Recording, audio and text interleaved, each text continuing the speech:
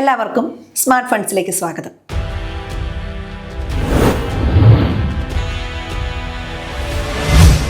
ശമ്പളം വരുന്ന അന്ന് തന്നെ ക്രെഡിറ്റ് കാർഡും EMIയും എല്ലാം അടച്ച് ബാക്കി വരുന്ന തുക കണ്ട് നമ്മുടെയൊക്കെ നെഞ്ചിടിക്കാറുണ്ട്. ഈ മാസം എങ്ങനെ നമ്മൾ ഈ തുക കൊണ്ട് മുന്നോട്ട് പോകുമെന്ന് ആലോചിക്കും. എങ്ങനെയെങ്കിലും ഒന്ന് കടത്തിൽ നിന്ന് രക്ഷപ്പെട്ടാൽ മതിയെന്ന് ചിന്തിക്കാത്തവരും വളരെ ചുരുക്കമായിരിക്കും. ഇതിന് നമ്മളുടെ ഇടയിൽ ഒരു ശാസ്ത്രീയമായ പരിഹാരം തന്നെയുണ്ട്. ഈ വിഷയത്തിൽ നമ്മളോടൊപ്പം സംസാരിക്കാൻ വേണ്ടി economics times senior journalist Shinod sir നമ്മളോടൊപ്പം ചേരുന്നു. നമസ്കാരം സാർ. നമുക്കെല്ലാവർക്കും അറിയാം, എങ്ങനെയെങ്കിലും കടക്കണിയിൽ നിന്നൊന്ന് പുറത്തു വരണമെന്ന് ആഗ്രഹിക്കാത്തവർ ചുരുക്കമായിരിക്കും. ഇതിന് ശാസ്ത്രീയമായിട്ട് ഡെറ്റ് സ്നോബോൾ എന്ന് പറയുന്ന ഒരു ശാസ്ത്രീയ വശമുണ്ട് നമുക്ക് അതിൽ നിന്ന് പുറത്തു വരാൻ വേണ്ടിയിട്ട്. എങ്ങനെയാണ് ChatGPT പോലുള്ള AI ഉപയോഗിച്ച് ഒരു ഡെറ്റ് റിലീഫ് പ്ലാൻ ഉണ്ടാക്കാൻ വേണ്ടി സാധിക്കുക? ഒന്ന്, കടക്കണിയിൽ നിന്ന് പുറത്തു കിടക്കാൻ പല മാർഗങ്ങളുണ്ട്. അതിൽ ഒരു മാർഗം മാത്രമാണ് ഡെറ്റ് സ്നോബോൾ എന്ന് പറയുന്ന മാർഗം. അത് ചില ചിന്തകരൊക്കെ മുന്നോട്ട് വെച്ചൊരു മാർഗം മാത്രം. അപ്പോൾ നമുക്ക് അതിനു മുമ്പ് ഇവിടെ AI ടൂൾ ഉപയോഗിച്ച് ഇതെങ്ങനെ പരിഹരിക്കാമെന്നാണല്ലോ നമ്മുടെ ടോപ്പിക്ക്. അപ്പോൾ നമുക്ക് ആദ്യം നിലവിൽ നമ്മളെല്ലാവരും AI ഉപയോഗിക്കുന്ന രീതി എന്താണ്? നമ്മളിപ്പോൾ ഗൂഗിളിന് പകരം AI ഉപയോഗിക്കുന്നതെന്ന് മാത്രമാണ്. പക്ഷേ ഒരു AI എന്ന് പറയുന്നത് പ്രോംപ്റ്റ് അനുസരിച്ചാണ് വർക്ക് ചെയ്യുന്നത്. ആ പ്രോംപ്റ്റിന് ഒരു നിയതമായ രൂപം വേണം. അതെങ്ങനെയാണ്? അപ്പോൾ തീർച്ചയായിട്ടും നമ്മൾ പ്രോംപ്റ്റിനോട് പറഞ്ഞു കൊടുക്കണം, നിനക്കൊരു റോളുണ്ട്, നീ ഒരു സാമ്പത്തിക വിദഗ്ധനാണ്, നീ ഒരു ഡിജിറ്റൽ മീഡിയ എക്സ്പേർട്ടാണ്, അല്ലെങ്കിൽ നീ ഒരു കേരള പൊളിറ്റിക്സ് എക്സ്പേർട്ടാണ് എന്ന് ആദ്യം നമ്മൾ പറഞ്ഞു കൊടുക്കണം. അപ്പോൾ നമ്മൾ എപ്പോഴും വേണ്ടത് ഒരു റോള് നമ്മുടെ പ്രോംപ്റ്റിൽ ഫസ്റ്റ് ഡിഫൈൻ ചെയ്യണം. അതുകൂടാണ്ട് നമുക്കതിനൊരു ഗോള് കൊടുക്കണം, എന്താണ് അതിൻ്റെ ജോലി എന്ന് നമ്മൾ പറഞ്ഞു കൊടുക്കണം. മൂന്നാമത്തെ കാര്യം എന്ന് പറയുന്നത് ഒരു സന്ദർഭം കൊടുക്കണം. എന്ത് സന്ദർഭത്തിലാണ് നമ്മളിത് പറയുന്നത് എന്ന് വ്യക്തമായിട്ട് നമ്മൾ എയ്ക്ക് പറഞ്ഞു കൊടുക്കണം. നാലാമതായിട്ട് നമ്മൾ ചില നിബന്ധനകൾ അല്ലെങ്കിൽ കണ്ടീഷൻസ് കൂടി പറയണം. അവസാനമായിട്ട് നമുക്ക് എങ്ങനെയുള്ള ഒരു ഔട്ട്പുട്ടാണ് വേണ്ടത് എന്ന് നമ്മൾ വ്യക്തമായിട്ട് പറഞ്ഞു കൊടുക്കണം. അപ്പം നമ്മൾ ഈ ഒരു 5 പാരാമീറ്ററുള്ളൊരു പ്രോംപ്റ്റ് കൊടുത്താൽ മാത്രമേ നമ്മൾ വിചാരിക്കുന്ന അല്ലെങ്കിൽ നമ്മൾ ലക്ഷ്യം വയ്ക്കുന്ന ഒരു ഉത്തരം കിട്ടും. പക്ഷെ പലരും എന്താ ചെയ്യുന്നത്, വെറും പണ്ട് ഗൂഗിൾ ചെയ്ത പോലെ ഒറ്റ വരി അടിക്കുന്നു, ഉത്തരം കിട്ടുന്നു, അതിൽ ഹാപ്പി ആവുന്നു. പക്ഷെ നമ്മൾ കൃത്യമായിട്ട് ഇപ്പോൾ ഇതൊരു നമ്മുടെ കടക്കെണിയിൽ നിന്ന് രക്ഷപ്പെടാനുള്ളൊരു മാർഗ്ഗമാണല്ലോ. അപ്പോൾ തീർച്ചയായിട്ടും നമ്മൾ എന്ത് ചെയ്യണം, ഇത്തരം കുറേ ചോദ്യങ്ങൾക്കുള്ള ഉത്തരം കൂടി നമ്മൾ, അല്ലെങ്കിൽ ഇത്തരം കുറേ കണ്ടീഷൻസ് വെച്ചിട്ടായിരിക്കണം നമ്മൾ പ്രോംപ്റ്റ് കൊടുക്കേണ്ടത്. ഇത് ഞാനൊരു പ്രായോഗിക ഉദാഹരണത്തിൽ പറയാം. എൻ്റെ സുഹൃത്ത് ഒരു സിവിൽ എഞ്ചിനീയറാണ്. അപ്പോൾ ഞാൻ ഇയാളോട് ഒരു വീട് വയ്ക്കാൻ വേണ്ടി ഞാൻ പറയാൻ പോകുന്ന കാര്യങ്ങൾ എന്തൊക്കെയാണ്? ഞാൻ എൻ്റെ സുഹൃത്തിനോട് പറയും, നീ എൻ്റെ കൂട്ടുകാരൻ എന്ന രീതിയിലല്ല ഞാൻ പറയുന്നത്, നീ ഒരു സിവിൽ എഞ്ചിനീയറാണ്. അപ്പോൾ ഞാൻ ഫസ്റ്റ് അയാളുടെ റോൾ ഡിഫൈൻ ചെയ്യുന്നു, ഒരു സിവിൽ എഞ്ചിനീയറാണ്. രണ്ടാമത് ഞാൻ അയാളോട് പറയുന്നത്, എനിക്ക് എൻ്റെ 3 സെൻറ്റ് സ്ഥലത്ത് ഒരു 2 BHK വീട് വേണം. അപ്പോൾ ഞാൻ എൻ്റെ ഗോള് ഞാൻ അവിടെ ഡിഫൈൻ ചെയ്യുന്നു.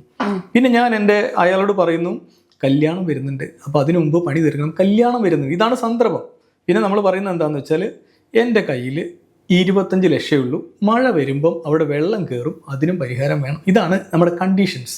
പിന്നെ അവസാനമായിട്ട് നമ്മൾ പറയുന്നു, എനിക്ക് ആദ്യം ഒരു പ്ലാനും വേണം, ഇതിൻ്റെ ഒരു ബജറ്റ് പ്രപ്പോസലും വേണം, ഇതാണ് എനിക്ക് വേണ്ടത്. ഔട്ട്പുട്ട് എന്ന് പറയുന്നത് ഞാൻ ഇതാണ് പ്രതീക്ഷിക്കുന്നത്. ഈ ഇത്രയും സംഗതി നിങ്ങളുടെ ഫ്രണ്ടിനോട് പറഞ്ഞാലേ ഫ്രണ്ട് നിങ്ങൾക്ക് വേണ്ട സാധനം തരും.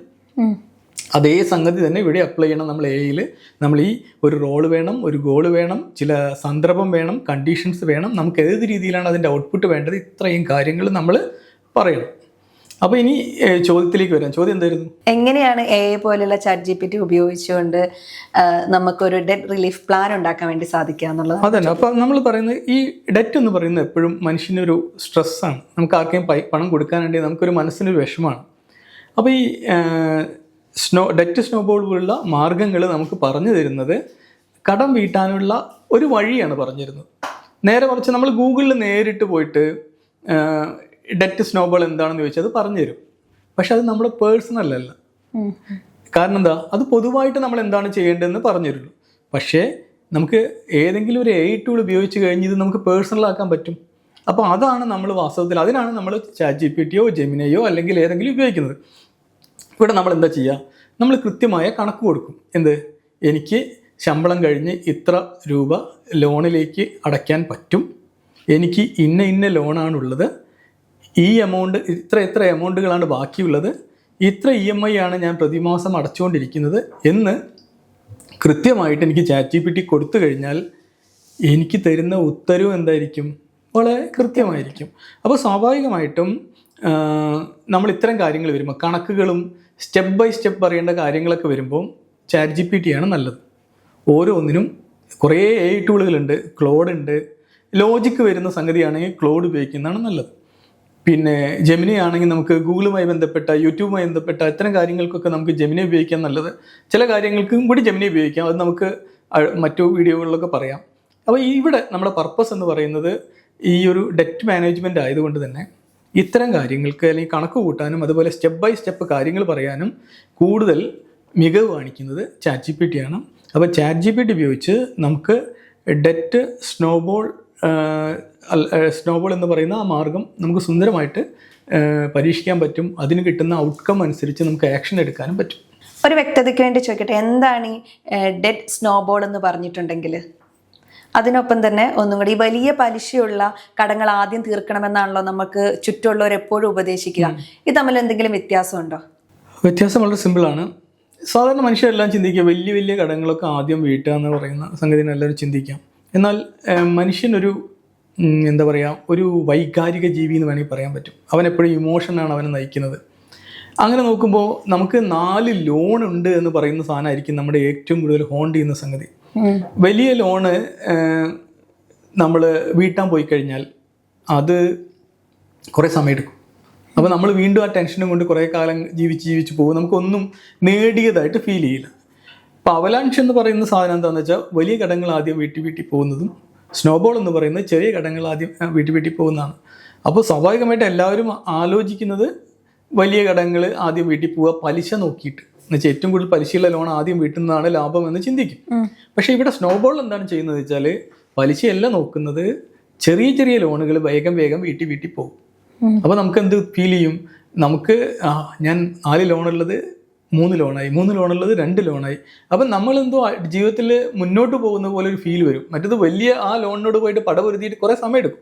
അപ്പോൾ സ്വാഭാവികമായിട്ടും ഇത്തരം സൈക്കോളജിക്കൽ അല്ലെങ്കിൽ മാനസികമായി പ്രഷറുള്ള അല്ലെങ്കിൽ സ്ട്രെസ്സുള്ള ആളുകൾക്ക് സ്നോബോൾ മെത്തേഡാണ് ഏറ്റവും നല്ലത്. ഏറ്റവും ചെറിയ ലോൺ ഏറ്റവും വേഗത്തിൽ ക്ലോസ് ചെയ്യുക, പലിശയൊന്നും നോക്കണ്ട, ഏറ്റവും വേഗത്തിൽ ക്ലോസ് ചെയ്യുക. കാരണം ചിലപ്പോൾ നമ്മൾ ആലോചിക്കുക എന്താ അറിയോ, ബൈക്ക് ലോണിന് പലിശ കുറവാണല്ലോ, അത് 60,000 രൂപ, അതൊന്നും അതവിടെ കിടക്കട്ടെ, പലിശ കൂടിയ മറ്റേ അടയ്ക്കാമെന്ന് നമ്മൾ ചിന്തിക്കും. അതല്ല സ്നോബോളിൽ പറയുന്നത്. സ്നോബോളിൽ പലിശ നോക്കുന്നില്ല, ഏതാണ് എമൗണ്ട് കുറവ് അത് വേഗത്തിൽ അടയ്ക്കുക എന്നാണ് പറയുന്നത്. ഈ പലിശ ഭയങ്കര പ്രധാനപ്പെട്ട കാര്യമല്ലേ നമ്മൾ ലോൺ എടുക്കുമ്പോൾ? അതും കൂടെ ശ്രദ്ധിക്കേണ്ടതില്ല? അതെന്താ അറിയോ, സാമ്പത്തിക ശാസ്ത്രമല്ല മനഃശാസ്ത്രം. എന്നുവെച്ചാൽ സൈക്കോളജി വളരെ ഇമ്പോർട്ടൻ്റ് ആണ്. എനിക്ക് നല്ലൊരു സന്തോഷകരമായ ജീവിതത്തിന് അല്ലെങ്കിൽ മനസ്സമാധാനത്തോടുള്ള ജീവിതത്തിന് കടമില്ലാതാകുന്ന അവസ്ഥ വളരെ നല്ലതാണ്. അപ്പം നമ്മൾ അത്തരം എല്ലാവർക്കും ഈ കടമുള്ളത് കൊണ്ട് പ്രഷർ ഉണ്ടാവില്ല. എനിക്കറിയുന്ന ചിലർക്ക് ഉണ്ട്, അവർ കടം ഉണ്ടെങ്കിൽ അവർക്ക് ഉറക്കണ്ടാവില്ല, അവർക്ക് എപ്പോഴും 0 കടം വേണം. ചിലർക്ക് കടമുള്ളതൊന്നും വിഷയമല്ല, നാട് മുഴുവൻ കടമായാലും അവർക്കൊരു കുലുക്കുണ്ടാവില്ല, അവർ അടുത്ത ടൂർ പോകുന്നതിനെ കുറിച്ച് ആലോചിക്കും. കാരണം അത്രയും വളരെ അങ്ങനെ ജീവിക്കുന്ന ആളുകളുണ്ട്. പക്ഷെ ഞാൻ പറയുന്നത് ഈ ഒരു സൈക്കോളജിക്കൽ പ്രഷർ, കടത്തിൻ്റെ ബാധ്യത വേട്ടയാടപ്പെടുന്ന ആളുകളുണ്ടല്ലോ, അത്തരം ആളുകൾക്ക് സ്നോബോൾ നല്ലൊരു മെക്കാനിസമാണ്. അവർക്ക് എന്ത് ഉപയോഗിക്കാം? അപ്പോൾ നമ്മൾ ഈ കടത്തിൻ്റെ ഭാരം കുറയ്ക്കുമ്പോൾ അല്ലെങ്കിൽ ബാധ്യതകൾ ഒന്നൊന്നായിട്ട് ഇല്ലാതാവുമ്പോൾ നമ്മുടെ മനസ്സിന് സമാധാനം കിട്ടും. അപ്പോൾ നമ്മുടെ ജീവിതം കുറേയും കൂടി സന്തോഷത്തോടെ മുന്നോട്ട് പോകും, നമുക്ക് കുറച്ചും കൂടി കോൺഫിഡൻസ് കിട്ടും. അപ്പോൾ ചിലപ്പോൾ നമ്മൾ കുറച്ചും കൂടി ജീവിതത്തിൽ നേട്ടം ഉണ്ടാക്കാൻ തുടങ്ങും. അത്തരം ആളുകൾക്ക് ഈ സ്നോബോൾ മെക്കാനിസം നല്ലതാണ്. ഇപ്പം നമ്മുടെ ഈ കടങ്ങളൊക്കെ തീർക്കാൻ വേണ്ടിയിട്ട് നമുക്ക് ChatGPT ഉപയോഗിച്ച് എന്തെങ്കിലും ഒരു പ്രോംപ്റ്റ് ക്രിയേറ്റ് ചെയ്യാൻ വേണ്ടിയിട്ട് പറ്റുമോ? പറ്റും. അപ്പോൾ നമുക്ക് ആ പ്രോംപ്റ്റ് എങ്ങനെ ഉണ്ടാക്കുക എന്നുള്ളത് നമുക്ക് ഏകദേശം നോക്കാം. അപ്പോൾ നമ്മൾ ആദ്യം ചെയ്യേണ്ടത് നമ്മുടെ ഒരു ലിസ്റ്റ് തയ്യാറാക്കലാണ്. ഈ ലിസ്റ്റ് തയ്യാറാക്കി കഴിഞ്ഞ് നമ്മൾ ഈ ഡെറ്റ് സ്നോബോൾ എന്ന് പറയുന്ന സംവിധാനത്തിന് ഏറ്റവും നല്ല ChatGPT തന്നെയാണ്. നമ്മൾ ചോദിക്കുന്ന ചോദ്യത്തിന് കൃത്യമായി ഗൗരവത്തോടെ മറുപടി ലഭിക്കാൻ എഐക്ക് ആദ്യം തന്നെ നമ്മളൊരു റോൾ നൽകേണ്ടതുണ്ട്. ഒരു ഡോക്ടറോട് ചോദിക്കുന്നതും ഒരു കടക്കാരനോട് ചോദിക്കുന്നതും തമ്മിൽ വ്യത്യാസമുണ്ടല്ലോ. അപ്പോൾ നമ്മൾ ആദ്യം റോള് കൊടുക്കുന്നു, act as a personal behavioural finance specialist അല്ലെങ്കിൽ act as a personal finance specialist എന്ന് നമ്മൾ റോള് ഡിഫൈൻ ചെയ്യുന്നു. എയ്ക്കും അതുപോലെ തന്നെ അടുത്തതായി നമുക്ക് കൃത്യമായി എന്താണ് വേണ്ടത് എന്ന് വ്യക്തമാക്കണം. എയോട് നമ്മൾ എന്താണ് നമുക്ക് അടുത്തത് വേണ്ടതെന്ന് വ്യക്തമാക്കണം. കടബാധ്യതകൾ കാരണം ബുദ്ധിമുട്ടുന്ന ഒരാൾക്ക് എളുപ്പത്തിൽ മനസ്സിലാകുന്ന ഡെറ്റ് സ്നോബോൾ പ്ലാൻ ആണ് നമുക്ക് ആവശ്യം. അപ്പോൾ നമ്മൾ അതിനു വേണ്ടി കൊടുക്കുന്ന വരി ഇങ്ങനെയാണ്: outline a complete functional template for the debt snowball method, show how prioritising the clearance of the absolute smallest outstanding loan balances first builds emotional momentum for a stressed debtor layout simply എന്ന് നമ്മൾ കൊടുക്കുന്നു. ഒരു ഒരു general ഉത്തരം കിട്ടിയാൽ നമുക്ക് യാതൊരു ഉപകാരവുമില്ല. നമ്മുടെ സിറ്റുവേഷൻ അനുസരിച്ച് ഉത്തരം കിട്ടണമല്ലോ. അതുകൊണ്ട് നമ്മുടെ പ്രായവും നിലവിലുള്ള കടങ്ങളുടെ വിവരങ്ങളും ഇതിലേക്ക് ചേർക്കണം. അപ്പോൾ നമ്മൾ എന്ത് ചെയ്യും? മൈ കറണ്ട് ഫിനാൻഷ്യൽ ഡീറ്റെയിൽസ് എന്ന് പറഞ്ഞിട്ട് നമ്മുടെ ഏജ്, എത്രയാണോ നമുക്ക് കടത്തിലേക്ക് അടയ്ക്കാൻ ഒരു മാസം പറ്റുന്ന പണം, പിന്നെ നമ്മുടെ ലോൺ 1, ലോൺ 2, ലോൺ 3, പിന്നെ ഈ ഓരോ ലോണിൻ്റെയും ബാലൻസ് എമൗണ്ട് എത്രയാണെന്നും നമ്മൾ എത്രയാണോ മന്ത്ലി EMI അടയ്ക്കുന്നു എന്നും നമ്മൾ കൃത്യമായിട്ട് പറയണം. ആ ഈ വാല്യൂ ഒക്കെ കൊടുത്തിട്ട് ഞാനൊരു ഉദാഹരണത്തിനായിട്ടൊരു സാധനം താഴെ പറയാം. ഇപ്പം നിലവിലുള്ള കറണ്ട് ഫിനാൻഷ്യൽ ഡീറ്റെയിൽസ് എന്ന ഇതിലേക്ക് അയാളുടെ പ്രായം 35 എന്ന് പറയുന്നു. അയാൾക്ക് ഒരു പ്രതിമാസം ഡിസ്പോസ് ചെയ്യാവുന്ന എമൗണ്ട് എന്ന് പറയുന്നത് 40,000 ആണ്.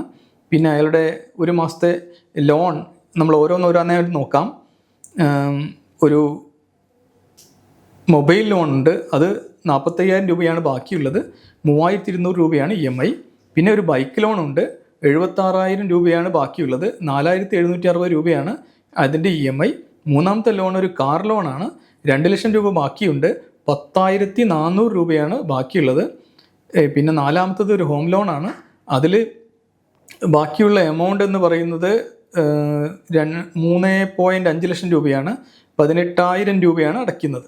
ഇത്രയും കാര്യങ്ങൾ പറഞ്ഞു കഴിഞ്ഞല്ലോ. അവസാനമായി നമ്മൾ കൊടുക്കേണ്ടത് ഉത്തരം ഏത് ഭാഷയിൽ ഏത് രൂപത്തിൽ വേണമെന്നാണ്.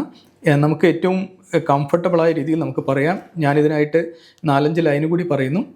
Present this as a simple step by step action plan with a break down table. Use plain English, avoid technical jargons. കാരണം പലപ്പോഴും ടെക്നിക്കലായ വാക്കുകൾ ഉപയോഗിക്കാൻ സാധ്യതയുണ്ട്, അത് ഒഴിവാക്കാൻ വേണ്ടിയിട്ടാണ് നമ്മളിത് ഉപയോഗിക്കുന്നത്. Explain as if I'm a first time investor in India with no finance background. എന്ന് വെച്ചാൽ ഒരു തീർത്തും സാമ്പത്തിക മേഖലയിൽ അത്രയും അറിവില്ലാത്ത ഒരാളാണെന്ന് നമ്മൾ സമ്മതിച്ചുകൊണ്ടാണ് ഇതെല്ലാം പറയുന്നത്. ഇതെല്ലാം കൂടി ചേർത്ത് നമ്മൾ ഒറ്റ പ്രോംപ്റ്റാക്കി ഇടുകയാണ് ചെയ്യേണ്ടത്. ഇത് ഡിസ്ക്രിപ്ഷനിൽ കൊടുത്തിട്ടുണ്ട്, നിങ്ങൾക്ക് അവിടെ നിന്ന് കോപ്പി ചെയ്തിട്ട് നിങ്ങളുടെ ഡീറ്റെയിൽസ് ആഡ് ചെയ്തിട്ട് പേസ്റ്റ് ചെയ്താൽ മാത്രം മതി. അപ്പോൾ അതിങ്ങനെ ഉണ്ടായിരിക്കും. Act as a personal behavioral finance specialist, outline a complete functional template for the debt snowball method, show how prioritizing the clearance of the absolute smallest outstanding loan balances first builds emotional momentum for a stressed debtor, layout simply, then financial details, outcome. അത് നമ്മൾ ഈ ഒരു prompt നമ്മൾ കൊടുത്താൽ മാത്രം മതി. നമ്മൾ നൽകിയ വിവരങ്ങൾ വെച്ച് ChatGPT മനോഹരമായൊരു ടേബിൾ തയ്യാറാക്കിയിരിക്കുകയാണ്. ഇതിൽ ഏറ്റവും ചെറിയ ലോൺ ആദ്യം തീർക്കാനായി നമ്മൾ എത്ര രൂപ അധികം അടയ്ക്കണമെന്ന് അത് വ്യക്തമായി പറഞ്ഞു തരുന്നുണ്ട്. ഒന്നാമത്തെ ലോൺ തീർന്നു കഴിഞ്ഞാൽ അതിൻ്റെ EMI കൂടി രണ്ടാമത്തെ ലോണിലേക്ക് എങ്ങനെ മാറ്റണമെന്നും ഇതിൽ കാണാം. എന്നുള്ള പ്രത്യേക കാര്യം ശ്രദ്ധിക്കുക, നിങ്ങളുടെ ലോണുകൾക്ക് ഫോർക്ലോഷർ അല്ലെങ്കിൽ പ്രീപേയ്മെൻറ്റ് ചാർജുകൾ ഉണ്ടോ എന്ന് ബാങ്കുമായി ബന്ധപ്പെട്ട് ഉറപ്പുവരുത്താം.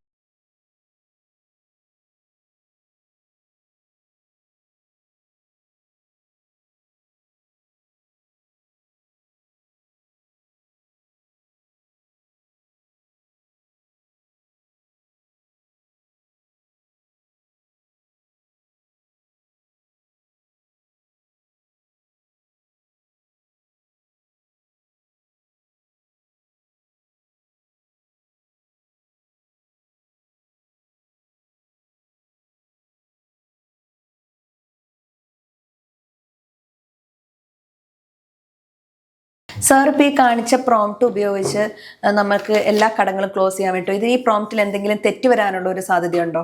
നമുക്ക് ChatGPT ഇങ്ങനെ കണ്ണടച്ച് വിശ്വസിക്കാൻ വേണ്ടിയിട്ട് 100% വിശ്വസിക്കരുത്. നല്ല ചോദ്യമാണ്. 100% വിശ്വസിക്കരുത്. പക്ഷേ ഇവിടെ നമുക്കൊരു ദിശാബോധം കിട്ടും. പണ്ടൊക്കെ ഒരു സാമ്പത്തികമായ ഉപദേശം കിട്ടണമെങ്കിൽ നമുക്ക് അത് അത്ര എളുപ്പത്തിൽ കിട്ടുന്ന ഒന്നുമില്ല. കാരണം വിദഗ്ധരായ ആളുകളൊക്കെ വളരെ അപൂർവമായിരിക്കും. നമുക്കിപ്പം ഏതൊരു സാധാരണക്കാരനും ChatGPT പോലെയോ ജെമിനി പോലെയോ ക്ലൗഡ് പോലെയോ ഏതെങ്കിലും ടൂൾ ഉപയോഗിച്ച് നമുക്ക് ഇത്ര അറിവുകൾ ഉണ്ടാക്കാൻ പറ്റും. അപ്പോൾ നമ്മളിവിടെ ശ്രദ്ധിക്കേണ്ടത് ഇതൊരു ദിശാബോധം മാത്രം നൽകുന്നത്. ഒരു കപ്പലിന് കരക്കെടുക്കാൻ എങ്ങനെയാണോ ലൈറ്റ് ഹൗസ് സഹായിക്കുന്നത്, അതുപോലെ നമുക്കൊരു ദിശാബോധം മാത്രം നൽകുന്നു. അപ്പോൾ ഈ ദിശാബോധത്തിനനുസരിച്ച് നമുക്ക് നമ്മുടെ കണക്കുകൂട്ടലുകൾ നടത്താൻ പറ്റും. സാമ്പത്തികമായ അച്ചടക്കം എന്ന് പറയുന്നത് അത്ര എളുപ്പമുള്ള കാര്യമൊന്നുമല്ല. കാരണം ഇതിൽ വരെ എന്താ പറയുന്നത്, നമ്മൾ ലോണ് അതിൻ്റെ എമൗണ്ട് അപ്പുറത്തെ എമൗണ്ടൊക്കെ കൂട്ടി അടച്ചിട്ട് വേണം പോകാൻ. അപ്പോൾ അതുപോലെ തന്നെ ബാങ്ക് ചാർജ് പോലെ നമ്മൾ അറിയാത്ത കുറേ കാര്യങ്ങളുണ്ട്. ഇത്തരം കാര്യങ്ങൾ നമ്മൾ ചോദിച്ച് മനസ്സിലാക്കണം. 100% ഒരിക്കലും ഈ AI ടൂളുകളെ വിശ്വസിക്കരുത്. എപ്പോഴും നമുക്ക് എന്ത് വേണം, ഒരു സംശയ മനോഭാവത്തോടു കൂടി വേണം ഇത്തരങ്ങളെയൊക്കെ വിശകലനം ചെയ്യാൻ. അക്കിടി പറ്റാനുള്ള എല്ലാ സാധ്യതകളുണ്ട്. ചിലപ്പോൾ എന്തെടുക്കും, ട്രംപിനെ പിടിച്ച് മുൻ പ്രസിഡന്റ് ആക്കും, അല്ലെങ്കിൽ ഗോൾഡിൻ്റെ പ്രൈസൊക്കെ പഴയ പ്രൈസായിരിക്കാം. ഇങ്ങനെ പല അക്കിടികളും പറ്റും. പലപ്പോഴും പലർക്കും പറ്റുന്ന അക്കിടിയാണ് റിസർവ് ബാങ്ക് ഗവർണറുടെ പേര് നിരന്തരം തെറ്റും. കാരണം ഇതിന് തൊട്ടുമ്പോൾ റിസർവ് ബാങ്ക് ഗവർണറുടെ പേരാണ് ചിലപ്പോൾ ഉണ്ടായിരിക്കാം. അപ്പോൾ ഇങ്ങനെയുള്ള അക്കിടികളൊക്കെ പറ്റും. ഇതിനൊന്നും എന്ത് വേണ്ട, ഒരു പെയ്ഡ് വേണ്ട, നമുക്ക് ഫ്രീ വേഷൻ മാത്രം മതി. കാരണം ഇതെല്ലാം AI സംബന്ധിച്ചിടത്തോളം ചെറിയ കുട്ടിക്കളിയാണ്. അപ്പോൾ അവർക്ക് വളരെ എളുപ്പത്തിൽ ചെയ്യാവുന്ന സംഗതികളാണ്, ചെയ്യാൻ പറ്റും. അപ്പോൾ നമ്മൾ പറഞ്ഞു വരുന്നത്, ഈ നമുക്ക് ലഭ്യമായ ഈ AI ടൂളുകളെ നമ്മുടെ ദൈനംദിന സാമ്പത്തിക ആവശ്യങ്ങൾക്ക് എങ്ങനെ സമർത്ഥമായിട്ട്, എങ്ങനെ ബുദ്ധിപരമായിട്ട്, എങ്ങനെ ലോജിക്കോട് കൂടി ഉപയോഗിക്കാൻ പറ്റും, ആ ഒരു ഔട്ട്പുട്ട് എങ്ങനെ ഒരു നല്ല ജീവിതം മുന്നോട്ട് കൊണ്ടുപോകാൻ, അല്ലെങ്കിൽ ഒരു നല്ല സാമ്പത്തിക ജീവിതം മുന്നോട്ട് കൊണ്ടുപോകാൻ നമ്മളെ സഹായിക്കുമെന്ന് മനസ്സിലാക്കാൻ വേണ്ടി നമ്മളും നൽകുന്ന ഒരു ലൈറ്റ് മാത്രമാണ്. അപ്പോൾ ഇതിന് അവരവർക്ക് എന്ത് ചെയ്യാൻ പറ്റും, അവരവരുടെ രീതിയിലായിട്ട് കസ്റ്റമൈസ് ചെയ്തിട്ട് ആ പ്രോംപ്റ്റ് ഉപയോഗിക്കാൻ പറ്റും. ഈ പ്രോംപ്റ്റ് നമ്മൾ ഡിസ്ക്രിപ്ഷനിൽ കൊടുത്തിട്ടുണ്ട്, പ്രോംപ്റ്റ് ഉപയോഗിക്കാൻ പറ്റും. എല്ലാവരോടും ഒരു പ്രധാനപ്പെട്ട കാര്യം പറയട്ടെ, ഇതൊരു സാമ്പത്തിക ഉപദേശമല്ല. AI ഉപയോഗിച്ച് എങ്ങനെ മാനസികമായി കടക്കെണിയിൽ നിന്ന് രക്ഷപ്പെടാം എന്ന് പറയുന്നത് മാത്രമാണ്. നിങ്ങളുടെ കടങ്ങൾ ബാങ്കുകൾക്കനുസരിച്ചൊക്കെ വ്യത്യാസപ്പെട്ടിരിക്കും.